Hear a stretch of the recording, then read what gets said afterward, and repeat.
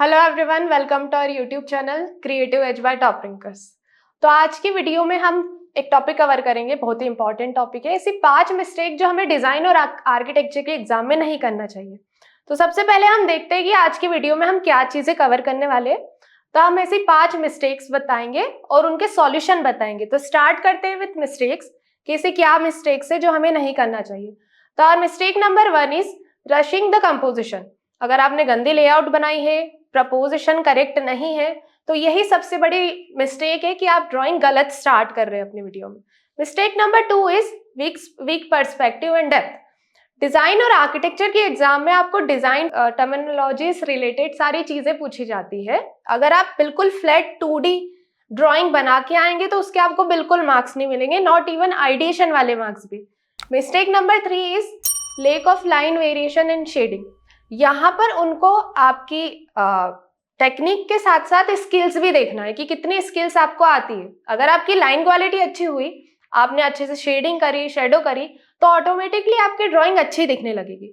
तो यहाँ पर जिस तरीके से आप अपने वर्क को प्रेजेंट कर रहे हैं इज वेरी इंपॉर्टेंट। तो ये होती है मिस्टेक नंबर 3। मिस्टेक नंबर 4 पे जाते हैं हम, ओवर कॉम्प्लिकेटिंग द डिटेल। हम कभी कभी क्या करते हैं, जो क्वेश्चन में मेन चीजें मेंशन है उस पर पूरा फोकस हटा के जो एक चीज हम बनाना चाह रहे हैं उसमें डिटेलिंग करने लग जाते हैं, जिसकी वजह से जो बाकी सारी चीजें हैं वो छूट जाती है। तो मिस्टेक नंबर 4 ये है कि हम टाइम मैनेज नहीं कर पाते अच्छे से। Then last mistake number 5 is ignoring story telling and creativity. पूरी डिजाइन एंड आर्किटेक्चर की exam is based on the creativity, because question सबको सेम मिलते हैं। उन सारे सेम क्वेश्चन पे सबको अपने आइडिया और क्रिएटिविटी के अकॉर्डिंग अलग अलग सॉल्यूशन देने होते हैं। तो जिसका सॉल्यूशन सबसे यूनिक, सबसे अच्छा होगा, ऑब्वियसली मार्क्स उसको ज्यादा मिलेंगे। तो ये वो हमारी टोटल 5 मिस्टेक्स है जिनको हम करते हैं हमारी डिजाइन और आर्किटेक्चर के एग्जाम में। तो स्टार्ट करते हैं by our mistake number 1, rushing the composition, poor layout and the proportions. तो प्रॉब्लम क्या है, मेरे स्टूडेंट डायरेक्ट काम करने लग जाते हैं फिर विद द फाइन स्केच। इसका सॉल्यूशन क्या है, आपको एक रफ पेंसिल लेनी है, HB या 2B पेंसिल, और सबसे पहले you have to draw the rough layout. उसके बाद में 1 बाय 1 एलिमेंट पे हम डिटेलिंग स्टार्ट करेंगे। तो मिस्टेक नंबर 1 में आपको ये अवॉइड करना है कि आप डायरेक्ट फाइन डिटेल के अलावा पहले पूरे क्वेश्चन की लेआउट बनाओ, क्वेश्चन में क्या चीजें मेंशन है उसको अच्छे से रीड करो, देन उस पर सॉल्यूशन बनाओ। तो इसका बेस्ट एग्जांपल इज दिस। ये लेफ्ट साइड में आप देख रहे हो, राइट साइड में आप देख रहे हो गुड एंड बैड लेआउट वाले प्रपोर्शन स्केच। पहले you have to draw the overall rough composition, then after that start with the basic detailing on each and every element. तो इससे आपको एक तो जो आपको लेआउट प्रोवाइड कर रखी है A4 size paper, A5 size paper, उस पर आपको समझ में आएगा कि क्वेश्चन कितनी बड़ी स्पेस में बनाना है, किस चीज को प्रायोरिटी देनी है, कौन सी चीज सेकेंडरी है। तो always you have to start with the rough proposition on the paper.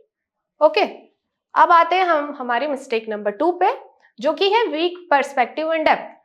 तो यहाँ पर क्या प्रॉब्लम आती है कि हम 2D सरफेस पे 2D चीज बना के आ जाते हैं। हमें पर्सपेक्टिव के टर्म्स की कोई आइडिया नहीं है, जैसे वैनिशिंग पॉइंट यूज करना चाहिए, होराइजन लाइन यूज करनी चाहिए, फोरशॉर्टिंग यूज करना चाहिए। आपको 1 पॉइंट पर्सपेक्टिव, 2 पॉइंट पर्सपेक्टिव या 3 पॉइंट पर्सपेक्टिव में अपने स्केच बना के आने चाहिए, ठीक है, जिससे ऑटोमेटिकली आप स्क्रीन पर देख रहे हो कि एक नॉर्मल एलिमेंट जो हमने फ्लैट सरफेस पे बनाए थे, वही सेम नॉर्मल एलिमेंट हम 1 पॉइंट पर्सपेक्टिव के एक रूम में बना रहे हैं, जिसकी वजह से ऑटोमेटिकली 2D सरफेस पर डेप्थ आ गई है कि किस तरीके से रूम में ये सारे एलिमेंट रखे। तो आपको क्या करना है, start with the basic layout, इसके बाद you have to apply the perspective. Perspective apply करने के बाद आपको फाइनल स्केचिंग करनी है ना। तो कोई सा भी आपका क्वेश्चन हो, भले ही वो ऑब्जेक्ट डिजाइन वाला क्वेश्चन हो या वो प्रोडक्ट डिजाइन वाला क्वेश्चन हो, या आपको एक मेमोरी ड्राइंग करनी हो, हर चीज में you have to use the perspective.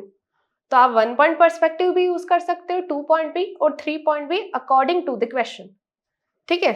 अब आते हैं हमारी मिस्टेक नंबर 3 पर, lack of the line variation and shading. Perspective तो आपने अप्लाई कर दिया, आपने बेसिक डिटेलिंग भी कर दी, मतलब बेसिक लेआउट भी बना दी, बट अगर आप मटेरियल में शेडिंग नहीं दिखाओगे, लाइन क्वालिटी अच्छी नहीं होगी, तो अगेन आपकी टेक्निक्स पर ध्यान नहीं दिया जाएगा। तो यहाँ पर हमें पेंसिल को कैसे चलाना है, पेंसिल पर किस तरीके से फोकस प्रेशर अप्लाई करना चाहिए, कौन सी टाइप की पेंसिल कौन से वर्क में यूज करना चाहिए, ये आना चाहिए। तो इसका सबसे अच्छा सॉल्यूशन ये है कि आपको प्रैक्टिस करना है। यहाँ पर लेफ्ट और राइट में एक बैड डिजाइन है, एक गुड डिजाइन है। आपको वेरियस शेडिंग का नॉलेज होना चाहिए कि किस जगह कैसे पेंसिल अप्लाई करना है, किस तरीके से कौन सा प्रेशर अप्लाई करना है। आपको ऑब्जेक्ट की प्रॉपर शेडो कास्ट करना आना चाहिए। आपको मटेरियल रेंडरिंग आना चाहिए, जैसे किसी चीज को ट्रांसपेरेंट दिखाना है तो वो ट्रांसपेरेंट शेडिंग आपको आना चाहिए। किसी चीज को ओपेक दिखाना है लाइक स्टील या वुड, तो वो वाला टेक्सचर आपको अप्लाई करना आना चाहिए। According to me 2B and 6B pencil are the ideal pencil for the basic layout work and shading work. तो ये प्रैक्टिस के थ्रू ये सारी स्किल्स डेवलप होगी।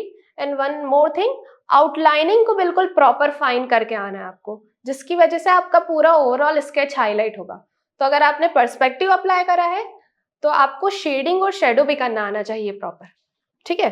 देन हम आते हैं हमारे मिस्टेक नंबर 4 पे, over completing the detail.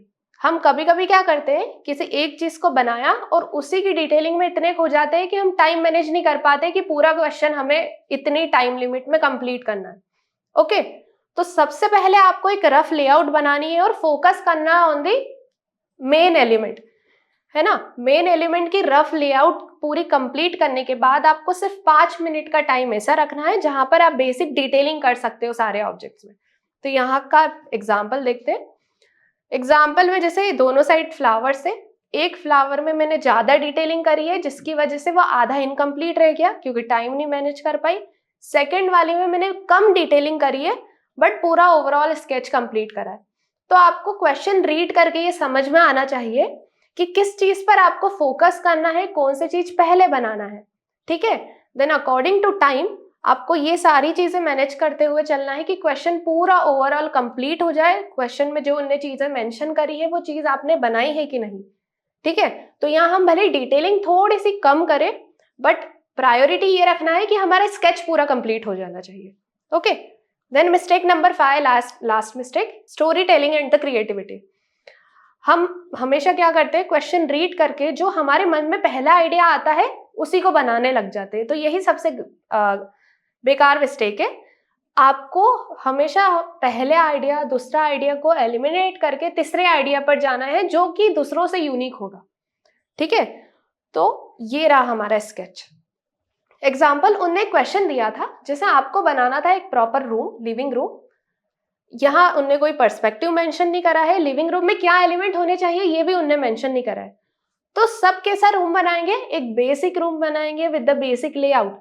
But if you have the perspective knowledge, आपको शेडिंग और शेडो के बारे में नॉलेज है, तो आपको राइट हैंड साइड वाला स्केच बनाना है। ओके, आप उसमें पर्सपेक्टिव ड्राइंग इंक्लूड कर सकते हो, ऐसे बहुत सारे एलिमेंट ऐड कर सकते हो जिससे वो रूम यूनिक दिखे दूसरे स्टूडेंट्स के कंपैरिजन में। तो आप ऐसे एलिमेंट डालो उसमें, शेडिंग और शेडो वाली ट्रिक्स ऐसे यूज करो जिससे आप नेचुरल लाइट और आर्टिफिशियल लाइट का भी इफेक्ट दे पाओ। तो आपको एक बेसिक नॉर्मल रफ स्केच नहीं बनाना है, उसमें थोड़ी सी एडिशनल चीजें आपके मन से ऐड करनी है जो कि आपकी क्रिएटिविटी को रिप्रेजेंट करेगी। इसका सेकेंड एग्जाम्पल देखते हैं हम। यहाँ पर देखो हम नेचुरल लाइट का यूज कर रहे हैं, तो हमारी 70% ड्रॉइंग में हमारा रूम दिख रहा है इन 2 पॉइंट पर्सपेक्टिव और 30% सेक्शन में आउटडोर सीन दिख रहा है, जिसकी वजह से हम बहुत अच्छे से लाइट का इफेक्ट भी रिप्रेजेंट कर पा रहे हैं। तो सेम लिविंग रूम है, कोई बहुत ज्यादा एलिमेंट नहीं है, basic sofa, central table, the tree, wall के ऊपर फोटो फ्रेम है, but with the simple perspective effect और लाइट के इफेक्ट से कितना यूनिक दिख रहा है ये सीन। तो इस तरीके से you have to use the techniques. Okay, तो फाइनल टिप ये है आप लोगों के लिए कि आपको प्रैक्टिस करनी है, स्मार्ट नॉट हार्ड वर्क, है ना। क्वेश्चन को अच्छे से रीड करो, समझो कि क्वेश्चन में क्या चीजें पूछी है, देन उसी चीजों को ड्रॉ करके आओ। टाइम अच्छे से मैनेज करो, मॉक टेस्ट दो जिससे आपको टाइम मैनेजमेंट के बारे में सारी चीजें समझ में आएगी और क्वेश्चन किस तरीके से अटेम्प्ट करते ये सारी चीजें आएगी। And focus on the creativity and the line quality. Overall after your techniques आपका वर्क देखा जाता है कि आपकी लाइन कितनी अच्छी क्वालिटी में बनी है, प्लस आपने क्रिएटिविटी कितनी अच्छी यूज करी उसमें। ओके, तो ये सारी फाइनल चीजें हैं, ये सारी 5 मिस्टेक्स है जो आपको आपकी डिजाइन एग्जाम या आर्किटेक्चर के एग्जाम में नहीं करनी चाहिए वाइल ड्राइंग क्वेश्चन। और कमेंट बिलो कि आपको कौन सी मिस्टेक्स ऐसी लगती है जो आप सबसे ज़्यादा करते हो आपकी वीडियोज़ में। तो thank you so much everyone for watching this video.